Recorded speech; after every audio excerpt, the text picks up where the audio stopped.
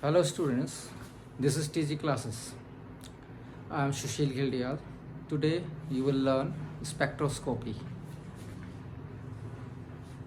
Under this, but first of all, there is a need to study electromagnetic spectrum. For this, you will have to study first of all electromagnetic waves. This is a topic under BTech BSc Engineering Chemistry. What is electromagnetic waves? There is a AC alternating current in this and electromagnetic waves के बारे में बताओ क्या होते हैं. Varying AC varying current means होता है कि alternating current. Varying electric field produces magnetic field. Varying electric field कब होगा जब AC अल्टरनेटिंग करंट का यूज करेंगे हम यहाँ पे. Varying electric field produces magnetic field and varying magnetic field produces electric field. ठीक है, तो varying electric field produces magnetic field. Magnetic field को ये ऑरस्टेड ने कहा था. ऑरस्टेड का एक्सपेरिमेंट हुआ था. ऑरस्टेड ने 1820 में एक्सपेरिमेंट किया था. तो उसने देखो ये मैग्नेटिक कंपास किया, कंपास मैग्नेटिक कंपास, और यहाँ पे क्या करा उसने इलेक्ट्रिक करंट कंडक्टर लिया, इलेक्ट्रिक करंट इसमें यूज़ करी. इसमें आपका AC थोड़ा है. यहाँ पे AC की प्रॉपर्टी होती है अल्टरनेटिंग करंट की कि वो जो है वो आपका उसके पोल्स बदलते रहते हैं. वो अप डाउन ऐसे चलता है ना, अप एंड डाउन ऐसे करके, पहले ऊपर फिर नीचे. तो पहले ऊपर वाले हाफ साइकिल, फिर नेगेटिव हाफ, फिर नीचे जाता है तो हाफ साइकिल नेगेटिव. तो उसमें ये प्लस पहले रहेगा तो ये वाले पॉजिटिव साइकिल मिलेगी. फिर ये पोल्स बदल जाते हैं नेक्स्ट हाफ साइकिल में. ये माइनस यहाँ पे माइनस हो जाएगा और इधर क्या हो जाएगा, प्लस हो जाएगा. तो नेगेटिव हाफ साइकिल मिलेगी. तो ये वेरिंग इलेक्ट्रिक फील्ड प्रोड्यूस करता है. ठीक है, और इस तरीके से जब ऑरस्टेड ने एक्सपेरिमेंट किया तो उसने कंडक्टर लिया, वेरिंग इलेक्ट्रिक फील्ड, यहाँ पे एक AC लिया, AC करंट, मैग्नेट बीच में पास उसके मैग्नेट रखा, और जैसे उसने इलेक्ट्रिक करंट यहाँ पे दौड़ाई, इसमें पास करी कंडक्टर में, वायर में, तो ये मैग्नेट में डिफ्लेक्ट होना शुरू कर दिया. द मैग्नेट डिफ्लेक्टेड टुवर्ड्स, इस तरह से डिफ्लेक्ट किया. when there was a positive terminal, that means AC was in the first half cycle. तो ये डिफ्लेक्ट करा इसकी तरह. करंट आपका फ्रॉम लेफ्ट टू राइट था, from left to right current flowed from left to right. उसके बाद जब नेक्स्ट हाफ साइकिल आई ये वाली, तो उस समय इसका डिफ्लेक्शन फिर चेंज हो गया. ठीक है, इसकी बजाय क्योंकि करंट आपका इधर को अपोजिट डायरेक्शन में फ्लो होगी तो इसका मैग्नेटिक डिफ्लेक्शन चेंज हो जाता है उससे. ठीक है, तो ये था ऑरस्टेड का एक्सपेरिमेंट 1820 में. तो हालांकि इससे पहले भी एक्सपेरिमेंट जो हम इलेक्ट्रोमैग्नेटिक वेव्स के बारे में पढ़ रहे हैं, तो वो सबसे पहले जॉन विल्हेम ने करा था. जॉन विल्हेम था, वेलहेम, उसने एक्सपेरिमेंट करा था. इसके बारे में पता लगाया था कि किस तरह से हम इलेक्ट्रोमैग्नेटिक वेव्स को प्रोड्यूस कर सकते हैं. ठीक है, तो उसको क्रेडिट दिया जाता है वेलहेम को. वेलहेम रैप्टर उसका नाम था, RIPTER. वो था 1801 का एक्सपेरिमेंट था, 1801 का एक्सपेरिमेंट था. तो जॉन ने क्या करा, वेलहेम ने क्या किया था, उन्होंने 1801 में एक आपने उसने लिया था आपका क्या होता है उसमें AGCL. तो जैसे ही विजिबल स्पेक्ट्रम लिया उसने AGCL का एक पेपर लिया. ठीक है, तो उसमें जो आपका ऊपर वेव था यानी वॉयलेट था, तो वॉयलेट से तो कोई फर्क नहीं पड़ा, लेकिन वॉयलेट में तो ज़्यादा डार्क हुआ नहीं वो जो पेपर था AGCL का. लेकिन वॉयलेट से जो ऊपर की लेयर थी, थोड़ा पहले वाली जो हमें दिख नहीं रही थी, इनविजिबल थी, उसमें वो ज़्यादा डार्क हो गया. AGCL का जो आप उसने पेपर लिया था वो ज़्यादा डार्क हुआ. तो सबसे पहले एग्जिस्टेंस ऑफ जो क्वांटम मैकेनिक्स की खोज जो करी है, वो जो जाता है श्रेय जाता है वेलहेम को जाता है, वेलहेम रिप्टर को ये श्रेय जाता है. Credited with the invention of of the electromagnetic spectrum के बारे में, यानी अल्ट्रावायलेट रेज के बारे में उसने थोड़ा बहुत पता लगाया था. क्योंकि वॉयलेट से ऊपर सबसे ऊपर वॉयलेट होती है, बिग ब्योर जो आपका विजिबल स्पेक्ट्रम होता है बिग ब्योर में, इसमें पता लग गया था, ठीक है। The existence of quantum mechanics through the AgCl silver chloride, ठीक है। तो पहले ये था, इसके बारे में पता लगा था, क्योंकि विजिबल स्पेक्ट्रम जो था वो डार्क हो गया था, है ना, AgCl से। विजिबल स्पेक्ट्रम का थोड़ा जो ऊपर वाला पार्ट था वो डार्क हो गया था, जो वायलेट है वो उतना डार्क नहीं होता। इसका मतलब उसने कहा विजिबल स्पेक्ट्रम वायलेट से ऊपर भी कोई चीज़ है, कोई दूसरी रे भी है, कोई मतलब इसके अलावा जो हम विजिबल है, विजिबल स्पेक्ट्रम के अलावा इनविजिबल रेज भी है। इसका मतलब there is a presence of invisible rays also, तभी तो वो है। तो उसको श्रेय जाता है, तो उसने उससे ऊपर अल्ट्रा वायलेट रेज होता है, वायलेट से ऊपर, ठीक है। सबसे टॉप में वायलेट होता है, क्योंकि इसकी फ्रिक्वेंसी क्या होती है, सबसे ज़्यादा होती है, सबसे ज़्यादा फ्रिक्वेंसी होती है। इससे ऊपर होगा तो और ज़्यादा फ्रिक्वेंसी होगी, ठीक है। तो इस तरह से उसके बाद ये ऑरस्टेड आया। ऑरस्टेड ने क्या क्या ये एक्सपेरिमेंट किया 1820 में, तो पता लग गया उसको डिफ्लेक्शन के बाद, जैसे मैंने अभी बताया, तो वेरिंग इलेक्ट्रिक फील्ड इसके थ्रू उसने मैग्नेटिक फील्ड का प्रोड्यूस किया, क्लियर। उसके बाद आया फैराडे 1831 में। फैराडे ने क्या किया, जो वेरिंग मैग्नेटिक फील्ड है वो प्रोड्यूस करता है इलेक्ट्रिक फील्ड। इलेक्ट्रिक फील्ड से पहले वाले ने क्या था, ऑरस्टेड ने, इलेक्ट्रिक फील्ड से मैग्नेटिक फील्ड। उसके बाद फैराडे ने 1831 में कहा कि मैग्नेटिक फील्ड से आपको इलेक्ट्रिक फील्ड प्रोड्यूस हो जाता है, वेरिंग मैग्नेटिक फील्ड से। इस तरह से हम ये करते हैं, वेरिंग इलेक्ट्रिक फील्ड से मैग्नेटिक फील्ड प्रोड्यूस कर देते हैं, ऐसे भी होता है। अब इलेक्ट्रोमैग्नेटिक वेव्स क्या होते हैं, electromagnetic waves are produced due to accelerating charge particles. Electromagnetic waves produced accelerating charge particles. Accelerating charge particles का मतलब ये होता है कि इफ देयर इज ऑसिलेशन, क्योंकि ऑसिलेशन कर रहा है ना, पर this is also alternating current is also SMS motion है ना इसमें, there is a SMS SHM motion, simple harmonic motion तो है ही उसके अंदर। तो सिंपल हार्मोनिक मोशन के कारण क्या होता है, ऑसिलेशन है, क्योंकि एक ही पॉइंट के दोनों तरफ अगर कोई मोशन होता है, टू एंड फ्रो मोशन, तो उसको बोलते हैं simple harmonic motion, simple harmonic. तो oscillation is a type of, तो जब हम ऑसिलेट करेंगे, वेरिएंग मोशन होगा, तो वेरिएशन में क्या होता है, देयर इज एक्सेलरेशन। तो oscillation is also type of acceleration, clear. When any charge particle is at rest it produces a electric field. अब हमें इसका इलेक्ट्रिक फील्ड का नॉलेज भी होना बहुत जरूरी है। इलेक्ट्रिक फील्ड क्या होता है, what is an electric field, what is an electric field, what is an electric field, इसका नॉलेज भी हमें होना जरूरी है। Electric field, when any charge particle is at rest it produces electric field. Electric field क्या होता है, per unit charge पर जो फोर्स लगेगा उसको इलेक्ट्रिक फील्ड बोलते हैं। E is equal to F/Q। Static electric field हो गया ना। अब इसमें आगे देखें, अब जो एक्सेलरेशन अभी बताया था, चेंज ऑफ वोल्टेज हो रहा है ना विद रिस्पेक्ट टू टाइम, जैसे यहाँ पे था change of voltage with respect to time, तो क्या क्रिएट, ऑसिलेशन, जैसे यहाँ पे तो ऑसिलेशन क्या क्रिएट करेगा, एक्सेलरेशन क्रिएट करेगा। तो oscillation is also type of acceleration, isn't it. अब आगे देखिए, इलेक्ट्रिक फील्ड भी जरूरी है, क्या होता है, delta E is equal to, sorry, vector E is equal to F/Q। In case of negative charge particles, the electric field seems to be entering inside, and in case of positive charge particles, the electric field seems to be going out of it. जब आपका negative होगा तो ऐसे लगेगा electric field जो इसके अंदर जा रहे हैं, क्लियर। और पॉजिटिव में इलेक्ट्रिक फील्ड बाहर को आ रहे हैं, ये पॉजिटिव चार्ज है, बाहर को आ रहे हैं। To measure the strength of the electric field, if Q0 charge is put inside it, then the exerting force will be the strength of the field.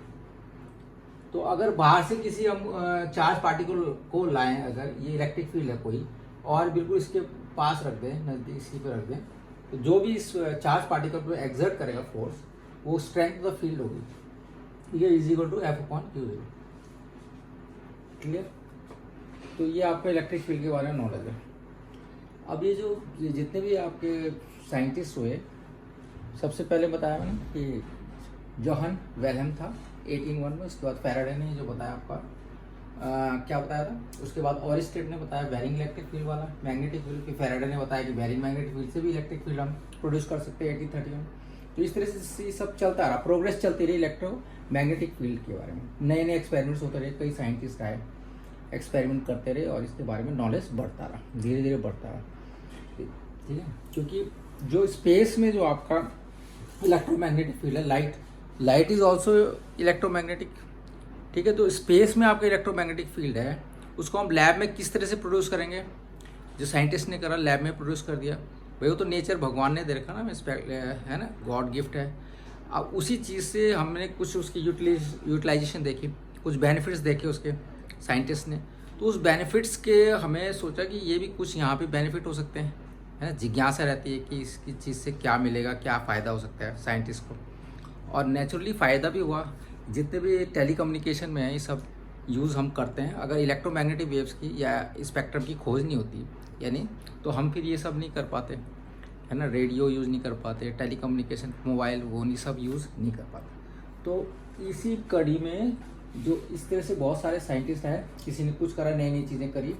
जैसे गॉस आया, तो Gauss law of electric field में क्या करा, 1835 में उन्होंने भी experiment किया, गॉस ने 1835 में, ठीक है, to measure the strength of electric field if, ये तो बता देता है।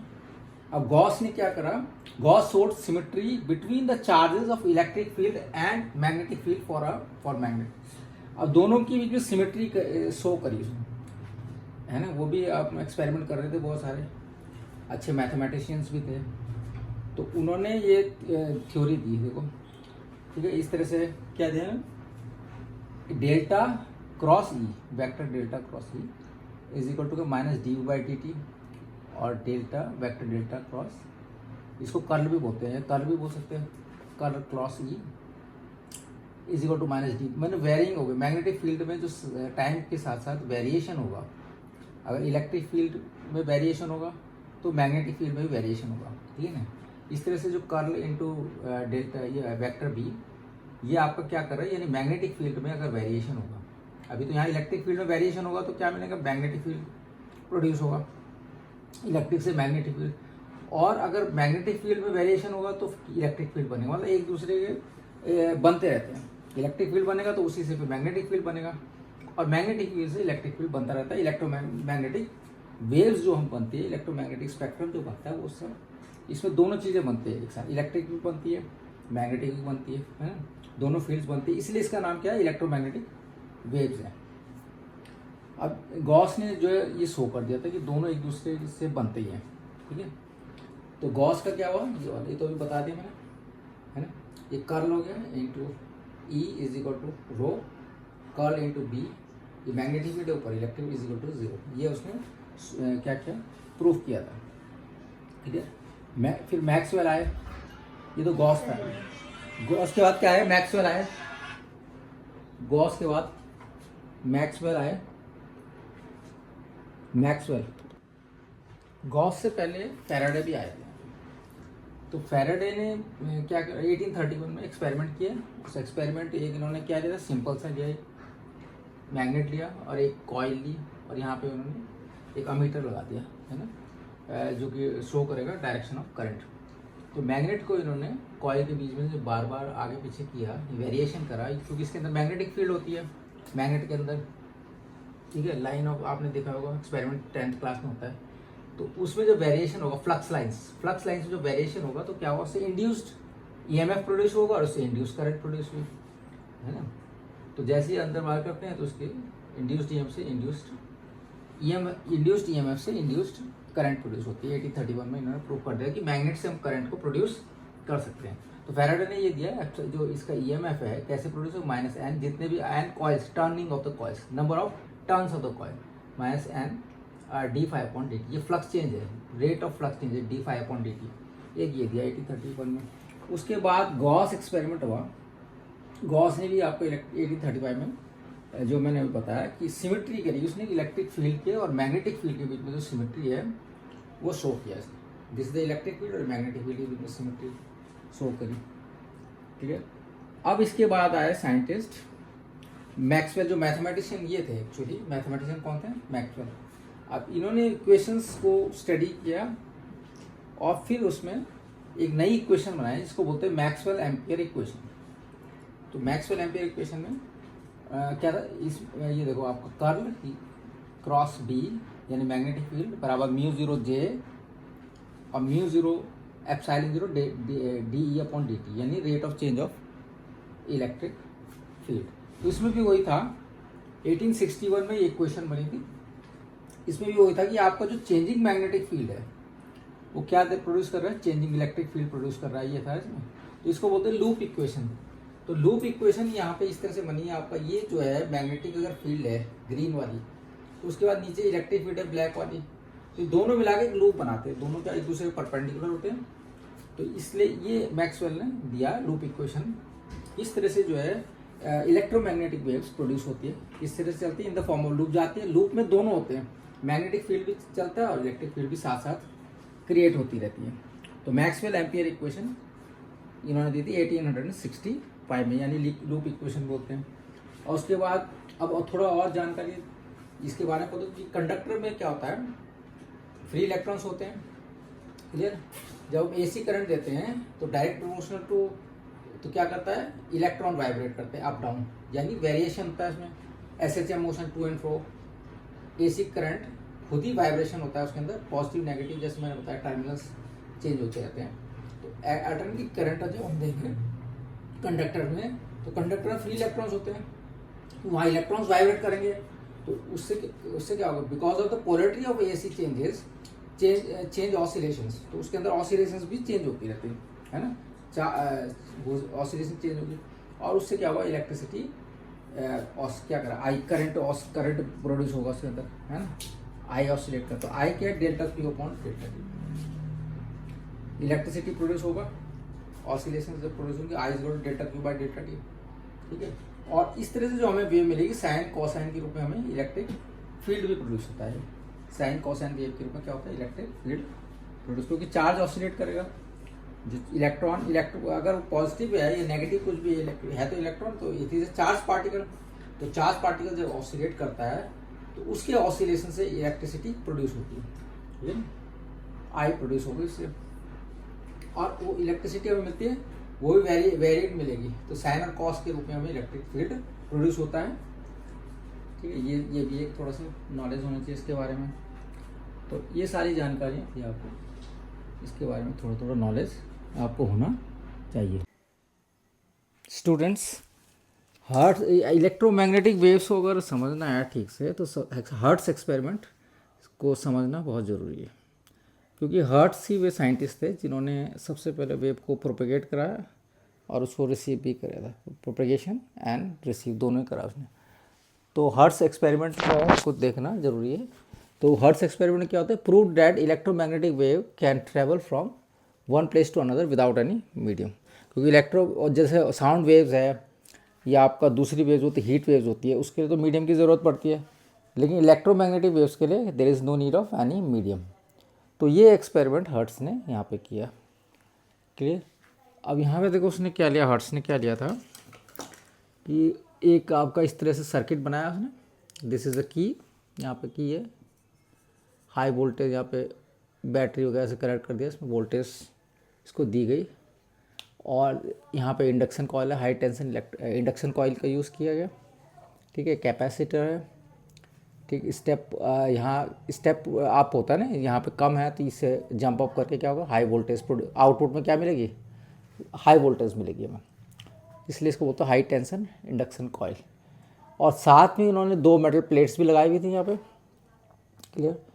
और इसमें इस सर्किट के साथ, इंडक्शन के साथ जो कनेक्ट किया था, इंडक्शन कॉइल के साथ मेटल बॉल्स को यूज़ किया इन्होंने, छोटी छोटी मेटल स्पेयर्स होती है उसको यूज़ किया, जिसको स्पार्क क्रिएटर भी बोलते हैं। और थोड़ी डिस्टेंस भी इन्होंने रिसीवर रख दिया, उसमें भी मेटल बॉल्स थी, ताकि जो है क्या करें, थोड़ा स्पार्क क्रिएट हो, इसमें कुछ भी पता चले कि कुछ है कि नहीं, कुछ हलचल है कि नहीं, उसका पता लगाने के लिए। तो ये भी कॉइल थी, क्लियर। तो हाई टेंशन इंडक्शन कॉइल क्या करती है, बहुत ज़्यादा लोड को झेल लेती है, हाई फ्रीक्वेंसी की हमें मिलेगी, जितना ज़्यादा मिलेगी उतना ज़्यादा जो है यहाँ पे हाई वोल्टेज हमें मिलेगा, क्लियर। अब हेनरिच हर्ट्स ने क्या करा, ये बताई दिया मैंने, स्पार्क कैप ट्रांसमीटर को यूज़ किया। स्पार्क कैप, इसको स्पार्क कैप ट्रांसमीटर भी बोलते हैं, ठीक है। उसने यूज़ किया एज ही, क्योंकि उसको विश्वास था कि जो स्पार्क के कारण क्या होगा, इलेक्ट्रोमैग्नेटिक वेव्स ट्रैवल होगी। जब यहाँ स्पार्क क्रिएट होगा तो क्योंकि इस वाले में क्या होगी, because there is air insulator होती है, अब जैसे आप स्पार्क इसमें क्या करोगे, स्पार्क क्रिएट करोगे तो उससे क्या होगा, ये आसपास का ये हाई वोल्टेज जब क्रिएट होगा, हाई, ठीक है ना, हाई यहाँ पे हाई इलेक्ट्रॉन डेंसिटी क्रिएट होगा, हाई चार्ज बनेगा यहाँ पे। तो हाई चार्ज जब क्रिएट होगा स्मॉल बॉल्स के कारण, क्या होता है, इसकी प्रॉपर्टी होती है कि जितने स्मॉल स्पेयर लोगे उसमें उतना ज़्यादा हाई डेंसिटी क्रिएट होती है, हाई चार्ज डेंसिटी क्रिएट होगी। तो जब बहुत ज़्यादा चार्ज डेंसिटी क्रिएट होगी, क्योंकि माइनस है, बीच में एयर भी है, तो एयर को क्या करती है, जो डाइपोल्स होते हैं एयर के एज ए इंसुलेटर होता है, लेकिन उसको किस में पॉजिटिव और नेगेटिव इस आयनाइजेशन करेगी, यहाँ पे एयर का आयनाइज करेगी एयर का। तो उससे क्या हो जाएगा आपका, यहाँ पे एक एयर जो है वो एज ए कंडक्टर काम करेगी, कंडक्टिंग मीडियम का काम करेगी इस जगह पे। तो कंडक्टिंग मीडियम के कारण ये जो दर से जो आपका करंट आ रही है वो आपका क्या हो जाएगी, सप्लाई उसकी कंटिन्यूस सप्लाई बन जाएगी, हो जाएगी। तो इस तरह सर्किट पूरा हो जाएगा, ठीक है ना। और यहाँ पे स्पार्क क्रिएट होगा बहुत, क्योंकि हाई डेंसिटी, जब बहुत हाई डेंसिटी करंट जब फ्लो होगी तो there would be a spark, बहुत स्पार्क क्रिएट होगा यहाँ पे, ठीक है। तो इससे हमें पता चलता है कि यहाँ पे क्योंकि देयर वाज नो मीडियम, और यहाँ से यहाँ जो है कुछ सर्किट कंप्लीट हुआ, और ये ड्यू टू किसके कारण हुआ, क्योंकि मीडियम तो यहाँ पे बिकॉज एयर इज इंसुलेटर। तो इसका मतलब इलेक्ट्रोमैग्नेटिक वेव्स थी, ये अपने इन्होंने हर्ट्स ने प्रूफ किया। और जैसे ही यहाँ पे एयर फ्लो हुआ, सॉरी करंट फ्लो हुई, हाई करंट, तो वैसे इसमें रिसीवर में भी यहाँ पे भी स्पार्क हो गया एट द सेम टाइम।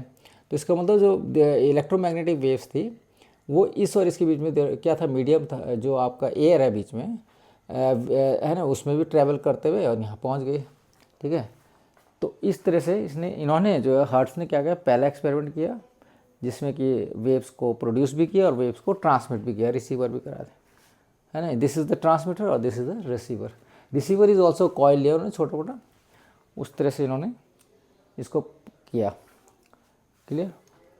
तो ये सब ये एक्सपेरिमेंट था, ठीक है। हाई टेंशन इंडक्शन कॉइल लिए जाते हैं क्योंकि ये प्रोड्यूस करेगा बहुत high EM, electromotive force, EMF produce करेगा, ठीक है, विच जो भी हाई करंट डेवलप होगा। हमें हाई करंट चाहिए, हमें यहाँ पे हाई करंट इसलिए चाहिए कि ताकि वो आयनाइज कर सके एयर को, ठीक है। और जितनी तेज़ी से आयनाइज करेगा, है ना, हाई करंट, उतना यहाँ स्पार्क भी होगा, स्पार्क क्रिएटर भी है ये। तो स्पार्क से पता चलेगा कि सर्किट पूरा हुआ नहीं, और इधर भी स्पार्क होगा, तभी हमें पता लगेगा कि जो एयर, वो जो ट्रैवल इलेक्ट्रोमैग्नेटिक वेव्स प्रोड्यूस हुई थी, that those waves are travelling और those waves have been received by the receiver. तो ये चीज़, तो ये आपका था। अब यहाँ पे क्या करते हैं, की से बहुत ही शॉर्ट पीरियड के लिए, T tends to infinity, T tends to infinity का मतलब बहुत ही शॉर्ट पीरियड के लिए यहाँ पे क्या करते हैं हम, इस की को क्लोज करते हैं। जैसे क्लोज करेंगे तो क्या होता है, पॉजिटिव है यहाँ पे, यह ना पॉजिटिव और नेगेटिव है, एक टर्मिनल बैटरी लगाई हुई, तो यहाँ से ये आपका करंट फ्लो होना, सर्किट पूरा हो जाता है, और फिर शॉर्ट टर्म के लिए, क्लियर। और इस लेस स्पीड में ये करंट यहाँ पे कॉइल में जाता है, ठीक है। और क्या होता है, electro high tension induction coil के कारण ये दूसरी तरफ जाकर स्टेप अप होगा, ठीक है, हाई वोल्टेज क्रिएट करेगा जो हमें चाहिए, हाई वोल्टेज आउटपुट, ठीक है। और ईएमएफ प्रोड्यूस हो जाता है। तो ईएमएफ क्या होता है, E is equal to coil का minus L D I upon D T, है ना। ये ईएमएफ आपका प्रोड्यूस होगा यहाँ पे, ठीक है। Where E is directly proportional to L, L L length of the coil, जितना ज़्यादा हो लेंथ तो उतना ज़्यादा इसका ईएमएफ प्रोड्यूस होगा। तो इस तरीके से होता है। तो ये आपका क्या था, एक्सपेरिमेंट है। इसमें इस तरह से हम इस एक्सपेरिमेंट को समझते हैं, ठीक है। इस तरह सारा हो गया, ट्रांसमिट भी हो गया और रिसीव भी हो गया। अब उन्होंने एक काम और किया था कि यहाँ पे जो ये मेटल प्लेट्स थी, मेटल बेल्स क्या होती है, पॉजिटिव और नेगेटिव, ये पॉजिटिव होगी और क्या होगी साथ में नीचे वाली क्या होगी, नेगेटिव होगी। तो ये ऑलरेडी पॉजिटिव नेगेटिव तो है ही ना, पॉजिटिव और नेगेटिव, पॉजिटिव और नेगेटिव है, दीज आर मेटल प्लेट्स, ठीक है। तो इसमें जब आपका मेटल प्लेट्स, इन्होंने ये तो सर्किट तो हो ही गया पूरा पूरा। अब इसमें एक्स्ट्रा इन्होंने क्या करा, यहाँ पे लाइट को अगर इन्होंने लाइट डाली है ना, light west general light, visible light. तो जैसे ही इन्होंने विजिबल लाइट इसमें डाली इन मेटल प्लेट्स में, तो उसमें क्या हो गई, इसकी जो इंटेंसिटी स्पार्कलिंग ज़्यादा हो गई, यानी इंटेंसिटी बढ़ गई, इंटेंसिटी बहुत ज़्यादा बढ़ गई, स्पार्कलिंग ज़्यादा होने लग गई। तो इससे हमें ये भी प्रूफ होता है कि light waves are also electromagnetic waves, है ना। क्योंकि वो पहले लाइट इलेक्ट्रोमैग्नेटिक थी, लाइट को भी हमने करा तो इंटेंसिटी बढ़ गई, है ना, और इस बीच में कोई वायर वगैरह तो कनेक्ट है नहीं। चलो यहाँ तो ये था कि लोड था, कुछ था, है ना, सब कुछ था, वोल्टेज थी, ये सब सर्किट तो लगी, इसमें तो कुछ सर्किट नहीं था। तो इसका मतलब यहाँ जो जा रही है, इसका मतलब क्या है कि ये some kind of waves are there. तो उन्होंने कहा ये इलेक्ट्रोमैग्नेटिक वेव्स बताया, क्योंकि ये रिसीव भी हो रहा था, है ना, विच नीड्स नो मीडियम। तो इस तरीके से हमें हर्ट्स ने जो सबसे पहला एक्सपेरिमेंट किया था, जिसमें कि वेव्स को प्रोपेगेट कराया और रिसीव भी कराया। क्योंकि वैसे तो यहाँ पे एयर इंसुलेटिंग मीडियम है, लेकिन आयनाइज हुआ है हाई वोल्टेज के कारण, और इस तरह सर्किट पूरा कराया। ठीक है, तो ये आपका एक्सपेरिमेंट था। लाइट का भी बता ही दिया, लाइट किस तरह से जो है वो भी इलेक्ट्रोमैग्नेटिक वेव है, दैट इज़ ऑल्सो है इलेक्ट्रोमैग्नेटिक वेव। ठीक है, इसी मेटल सरफेस में डाल करके इसकी इंटेंसिटी बढ़ गई थी। अच्छा, एक चीज़ और है, जब मेटल सरफेस में डालते हैं तो इलेक्ट्रॉन को एग्जिट कर, इलेक्ट्रॉन क्या होते हैं इसके, एमिट होते हैं। फ्री इलेक्ट्रॉन्स होते हैं ना, किसी भी मेटल में फ्री इलेक्ट्रॉन्स होंगे, इसे फ्री इलेक्ट्रॉन्स होंगे, फ्री इलेक्ट्रॉन्स, तो ये एमिट होंगे, है ना, जितने ज़्यादा होंगे उतना ज़्यादा इसका, उतनी ज़्यादा करंट प्रोड्यूस होगी। तो फ्री इलेक्ट्रॉन्स क्या होता है, चार्ज पार्टिकल्स है, तो चार्ज पार्टिकल्स करंट कैसे, I is equal to Q is equal to N, Q is equal to N Q by T ना, I is equal to Q by T, Q is equal to N ही होता है, Q is equal to N into E. ये जो Q है that is equal to N into E, where E is the charge particle, 1.6 10⁻⁻19 coulomb होता है इसका, इसकी वैल्यू। ठीक है, तो I is equal to Q by T. तो जितने ज़्यादा फ्री इलेक्ट्रॉन्स होंगे, ये इलेक्ट्रॉन्स ही तो है, Q is equal to N into E, तो उतना ज़्यादा ये आपका क्या करेगा, करंट प्रोड्यूस करेगा, और जितना और उतना हाई करंट भी प्रोड्यूस करेगा, जितना हाई करंट प्रोड्यूस हो उतना ज़्यादा स्पार्कलिंग भी होगी इसमें। क्लियर। तो ये आपका इसमें और कुछ बचता नहीं है मेरे ख्याल से, यही है। ठीक है, बाकी तो इस तरीके से हमने क्या देखा कि जो हर्ट्स है उसने प्रूफ कर दिया कि there is a electromagnetic wave and it can travel from one place to another without any medium, क्योंकि यहाँ पे कोई तार वार है ही नहीं, कुछ है नहीं, है ना, कोपन है, और एयर जो है वो भी आपका इंसुलेटर है। क्लियर। तो इस तरह से हम इसको एक्सपेरिमेंट्स को क्या करते हैं, स्टडी करते हैं। स्टूडेंट्स, मैक्सवेल इक्वेशन को समझने के लिए हमें क्या समझना चाहिए, एक तो मैक्सवेल इक्वेशन के लिए हमें डाइवर्जेंस समझना जरूरी है, मैग्नेटिक फील्ड, ये सारी चीज़ें। जैसे इसकी इक्वेशन क्या थी, डाइवर्जेंस डॉट बी, ये मैग्नेटिक फील्ड है, इज इक्वल टू 0। ठीक है, डाइवर्जेंस क्या होता है, divergence is applied to a vector field, divergence is applied to a vector field, vector field के लिए अप्लाई किया था। जैसे वेक्टर फील्ड तो इस तरह से वेक्टर्स बनाए हुए हमने बहुत सारे, कि इसकी डायरेक्शन कोई पहले टर्न हो गया, कोई थोड़ा आगे जाके टर्न हुआ, इस तरीके से। Vector field, it is the region of space where we can assign a vector और an arrow pointing in a certain direction. ठीक है, vector field is just like showing the direction and speed of a wind और a weather map. जैसे कि मौसम की जानकारी जो देते हैं टीवी में, वो इस तरह का कुछ पैटर्न होता है ना उनका, विंड्स का, साइक्लोन आएगा, क्या आएगा, वो सब कुछ पैटर्न, तो उसी तरीके से वेक्टर फील्ड भी होता है, सेम पैटर्न का। Example, at a particular point wind is blowing hard to the west और at some other point it is blowing softly to the north. कहीं पे वो दिखाता है बहुत सॉफ्ट विंड फ्लो हो रही है, कहीं पे हार्ड विंड, इस तरह का पैटर्न होता है। तो सेम वैसे ही वेक्टर फील्ड भी होता है, उस वेक्टर फील्ड को भी इसी तरीके से रिप्रेजेंट करते हैं। Example of vector field, magnetic field है, जैसे मैग्नेटिक फील्ड है ना, कहाँ से किधर को जा रही है, ठीक है, इधर से गई नॉर्थ से, फिर साउथ में आई, फिर इंटरनल भी जाती है, फिर अंदर जाती है, अंदर क्या होता है, इलेक्ट्रिक फील्ड बनता है ना अंदर, फिर ऐसे गई, ठीक है, अंदर को जाती है, फिर ऐसे, ठीक है, फिर यहाँ ये अंदर गई तो नॉर्थ से साउथ, फिर ऐसे जाती है अंदर को, ठीक है। तो इस तरीके से ये हो गए। तो ये सब हुआ वेक्टर फील्ड का रिप्रेजेंटेटिव मैग्नेटिक फील्ड है। In the bar magnet the magnetic field exerts a force on each other little, जैसे कि आयरन फिलिंग्स जब हम 10th क्लास में एक्सपेरिमेंट करते तो आयरन फिलिंग्स लेते थे, उसे स्कैटर करेंगे इसके ऊपर मैग्नेट के चारों ओर, तो इस तरीके हमें क्या मिलेगा, मैग्नेटिक फील्ड लाइन्स मिलती थी, है ना। Magnetic field lines in drawn showing the direction of the force on these iron filings, जो शो करते हैं कि मैग्नेटिक इसमें किस कहाँ किस डायरेक्शन पे फोर्स लग रहा है उन आयरन फिलिंग्स के ऊपर, ठीक है। अब डाइवर्जेंस क्या होता है, divergence of a vector field, divergence means a small region of space within that field where we see vector field either points into that region or points out of that region, vector field भी होता है। Vector field small reason है, जैसे कि मतलब पूरा vector field था ना, पूरा ये पूरा है वेक्टर फील्ड, इसमें कोई स्मॉल रीजन जो कि जहाँ पे पॉइंट इनवर्ड है, जहाँ पॉइंट आउटवर्ड है, ठीक है, उसमें वेलोसिटी अलग अलग होगी, यहाँ पे अलग होगी, यहाँ अलग, यहाँ अलग, इस तरह का होता है। तो इसमें ये देखो, मान लो कि हमने समझने के लिए एक बाथ टैप लिया है, ये टैप खोला और यहाँ पे आउट है इसका, है ना, ये इन हो रहा है, आउट हो रहा था, आउट होके जब नीचे बाथ टब में होगा तो उससे टॉप व्यू है, ऊपर से देखेंगे ना बाथ टब को, ऐसे करके देखेंगे हम यूँ करके, तो जो टॉप व्यू है ऐसे दिखेगा कि टैप बीच में दिखाएगा, ठीक है। तो टैप से जो पानी आ रहा है वो इसके अंदर फिर फैलता है, वो पानी चारों तरफ ऐसे फैलेगा, तो फैलते हुए दिखा दिया इसके वेक्टर्स को, इस तरीके से हमने दिखाया। उसके बाद ये फैलने के बाद थोड़ा आगे जाएगा, इसकी स्पीड मान लो v1 है, तो ये आगे जाए v2 स्पीड से, स्ट्रेट जाता है, स्ट्रेट ही जाता है लगभग। फिर आगे जो है जहाँ पे ड्रेन है तो सारा सारा इन हो जाता है, सारा का सारा इधर से भी चारों तरफ से इन होगा, इसके अंदर जाएगा ड्रेन और होल में।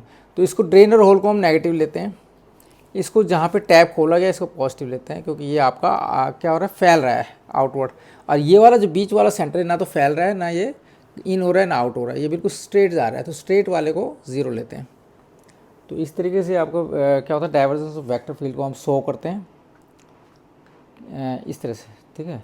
Now there is a vector field which represents the velocity of the water. अब इसी के बेस में वेलोसिटी डिसाइड करते हैं, इसकी यहाँ पे मान लो लेट v1 है, इसकी v2 है, इसकी v3 है, इस तरह से हम इसको डिवाइड करते हैं। तो ये थोड़ा बहुत जनरल इसका आइडिया होना चाहिए जब हम इलेक्ट्रोमैग्नेटिक वेव्स को हम पढ़ते हैं, इलेक्ट्रोमैग्नेटिक स्पेक्ट्रम के बारे में जब हम पढ़ते हैं, तो मैक्सवेल इक्वेशन का भी पता होना चाहिए, वेक्टर फील्ड, डाइवर्जन, कर्ल, ये सब का नॉलेज, हमें बेसिक नॉलेज होना चाहिए, तभी जाके हमें इसके बारे में एक अच्छा आइडिया आएगा, हम इसको इंटरेस्टिंग बना, इंटरेस्ट लेकर के हम पढ़ सकते हैं, है ना। इंटरेस्ट तो तभी क्रिएट होगा जब हम बेसिक फंडा, उसके जो बेसिक कॉन्सेप्ट सब क्लियर होंगे।